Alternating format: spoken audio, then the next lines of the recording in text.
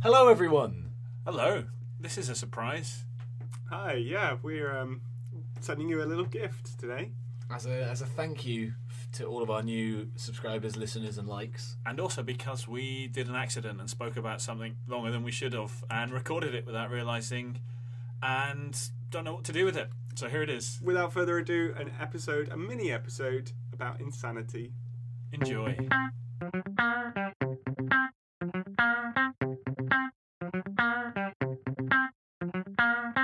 Never letting your children go to sleep. It may create a genius for the future. Just when they're unhinged, it's that whole thing I was talking about before, about untapping the insane parts of your brain. When were you talking about this? Possibly when I wasn't sleeping myself, with no one else present. Is this the theory that we only use 10% of our brain? Yes. And that when you can't sleep and you're trying to tap into it, you're trying to use the other 90%? Yeah, you ridiculed me on a previous episode. Is that a theory? Because I was talking about the sanest people are the crazy ones. That doesn't make much sense, to be honest. Because they're using more of their brain, so they have a better understanding of everything.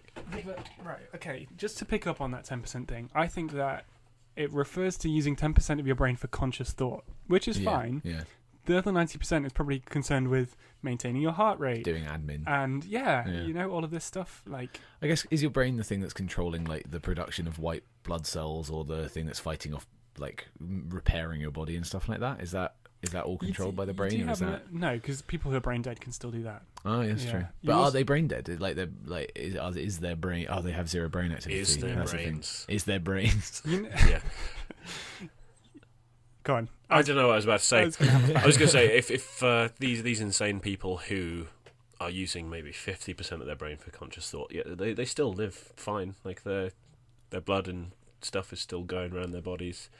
I don't think we are using 90% of our brains to do all the background stuff. Yeah, but you said that they're insane. So surely the other 40% that we don't use and they are using is causing all these insane thoughts because most people don't use it. It's because they haven't quite got to the full 100 yet. So that would just be even crazier. Like you have to pass through like the big swamp before you get to Nano's mountain. It's like they say if you... I don't get that reference. No, it's not a reference. It's just I mean like you have to you have to like you have to go through like all the hard stuff until you get to the brain swamp, until you get to like the bit where you're like, I can now see over the swamp and everything makes sense. It's not the best analogy, but it's the one I've got. Okay. It's like if you knew the answer to everything, if you knew the answer to life, the universe, and everything, you'd be sane. But it's these people, they've untapped a bit of their brain. They're not quite there. Almost truth has sent them reminds crazy. me of the film, the really bad Batman films, the one with George Clooney and that. Not Batman and Robin, but the one before that, where Jim Carrey plays the Joker. The Riddler. He plays the Riddler, right? And his whole aim in that film is to put a box on top of everybody's TV, collect all their thoughts, and channel them back into his head, so that he can take all of their knowledge, all of their credit card numbers and stuff. And he finally achieves this and succeeds in getting all their thoughts into his head, and he goes fucking insane. Well, that's because it's not his own thoughts. That's hearing the voices in your head. He's overloaded his mind. Well, that's why if you just use 100% of your own brain, you're not overloading it. You're just using the correct amount. He's put too much brain in his brain.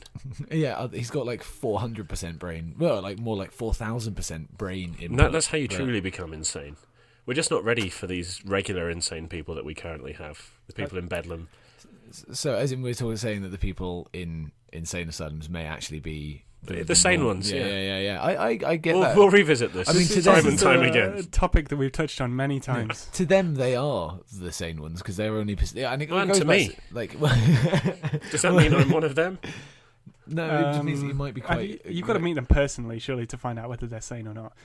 I read about because you can meet people who are insane, but they do a very good job of passing off as like not insane. That's a sociopath or a psychopath. One of those. Or is the true insane person the person who's only using 5% of their brain? Like they haven't quite reached. That's a stupid person. that's not necessarily. It's quite an efficient person if they're depending on what life they live. Yeah, they haven't reached sanity to then transcend sanity yet. So, or are they unsane? Unsane. What's the difference between unsane and insane again? Insane's using too much brain, unsane is using not enough. Is that what you're saying? In here, yeah. Well, no, I'm saying that insane that isn't a thing anymore. because they're the sanest. Now it's just a matter of they're sane. The words you're using. It's incredibly sane. This is just semantics. And then unsane because you're not yet sane. I mean, oh wow, this is. Well, heavy. you got there, but then well, you've stepped back a bit, so you've become unsane. What is sane? You unsanitized yourself. They're very unsanitary, are they? Yeah. What? I think you're just bullshitting me now. Well, I'm not speaking in any fact. This is just true fact. It's just what I think about. I think you belong in one of these asylums. I don't want to go. What is this effluence? I just want to be welcomed. They might welcome you with knives. They're not allowed them. You get a nice white coat in a very comfy room. This is the thing, though. I'm allowed a knife, and I choose not to use it to stab people. If they were allowed a knife, they would choose to stab people with it. Not stab their oppressors. What if they actually just want to?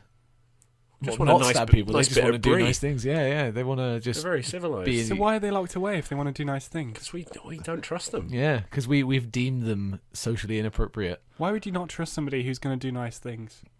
Well, they might do knife because things. We're all inherently bad. Okay, I read about a scientific study, or maybe just a cruel experiment, about 3 people who were clinically insane because they all thought that they were Jesus Christ. And one experimenter got them all into a room together and forced them to have a conversation to try and make them realise that they're not Jesus Christ. Mm-hmm. Yeah. Aren't we all Jesus Christ in a way?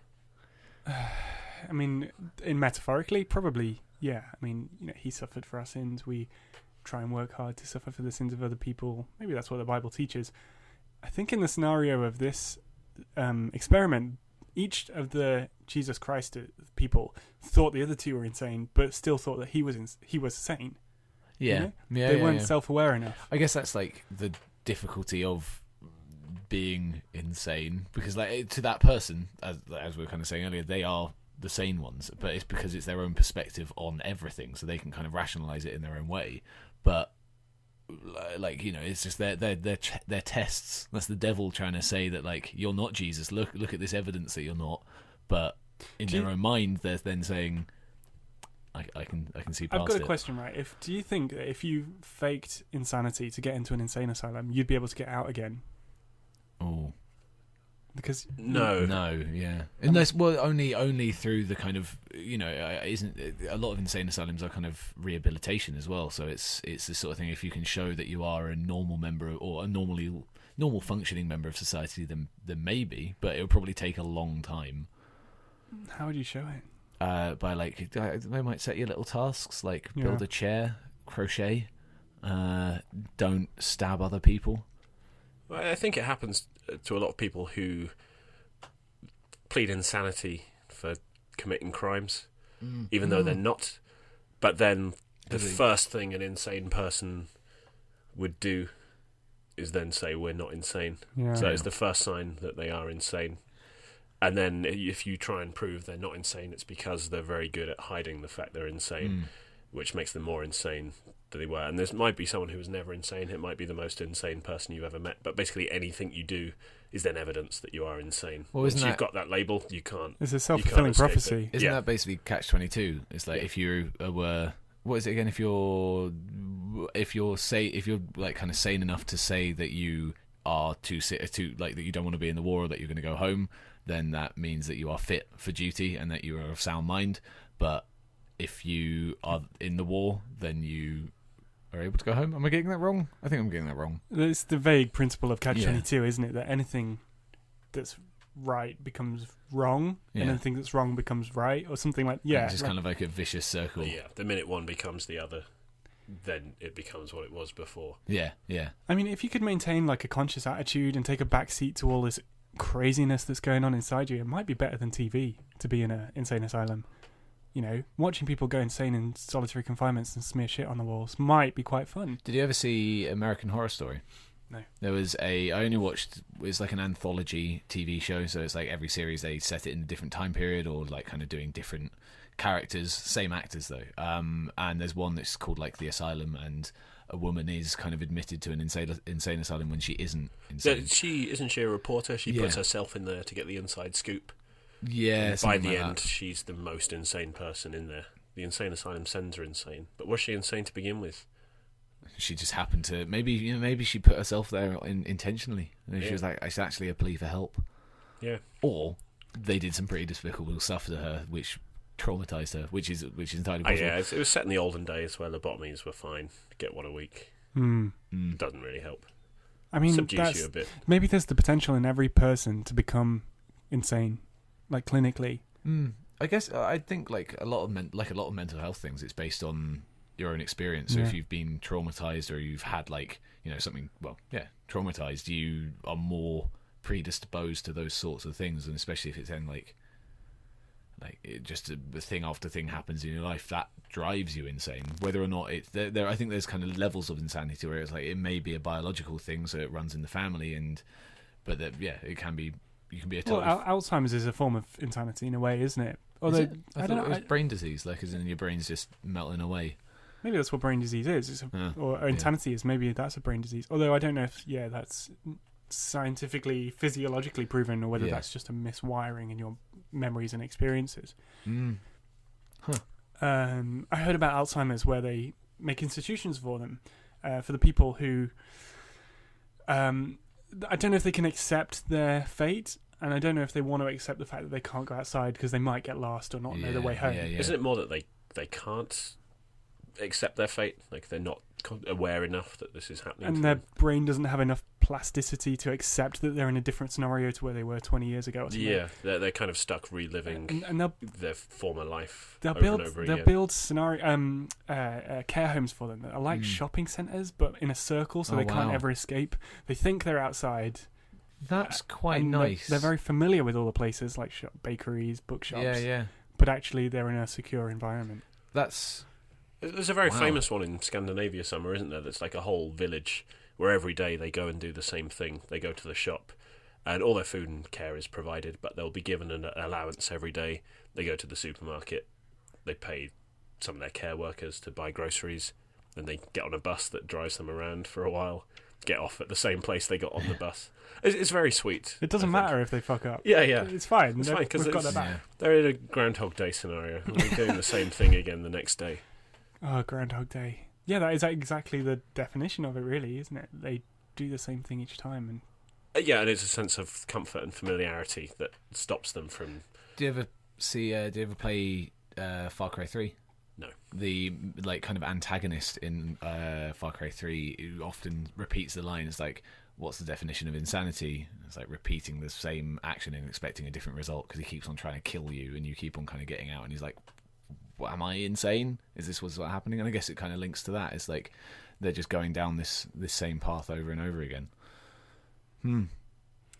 Are we insane for going to the same job every day and just doing the same thing over and over again? It's only if we expect a different result each time. We started talking about insanity. Let's put this out as a little bonus episode. Filler. Well, we'll put this on the back burner. Yeah. And one day when you hear this Trufax special, a Trufaxlet, is there a better word for it than that? Trufaxlet. I like that. A podlet. Podcastlet? Yeah. Nice. I like this. A pocket cast. A pocket cast. Yeah. Mini pod. If we could just shorten the word to podcast. So when you finally hear this podcast, it's because one of us is on holiday or dead or sick. Or murdered. Ooh.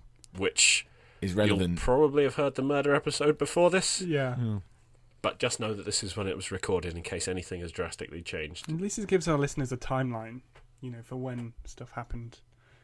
That's what they need when they're trying to solve one of our murders. Like when you send a picture of a of a hostage. A murdered hostage.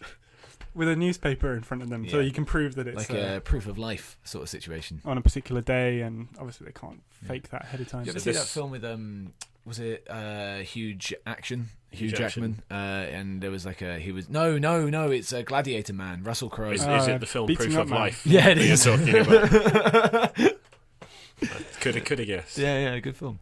I have not seen it. So wait, they have a whole film named after a single concept. Well, it's because someone gets kidnapped and they work for he's like a reporter or something. Basically, like that. they spend the whole film looking for a newspaper so that they can get the correct date and a photograph. That actually sounds like a pretty cool storyline. That's not the truth, is it? Time No. travel. No, involved as you well. bullshit with me. Cool. No, they're actually stuck in one of these Alzheimer villages, and none of the newspapers have the correct date on. There's a hostage who's stuck in there, and he can't get out. I feel like we're going around in circles. He's driven. So this was the first ever Trufax podcast. Thanks for listening. We'll see you for a real episode sometime soon. Bye. Bye. Bye.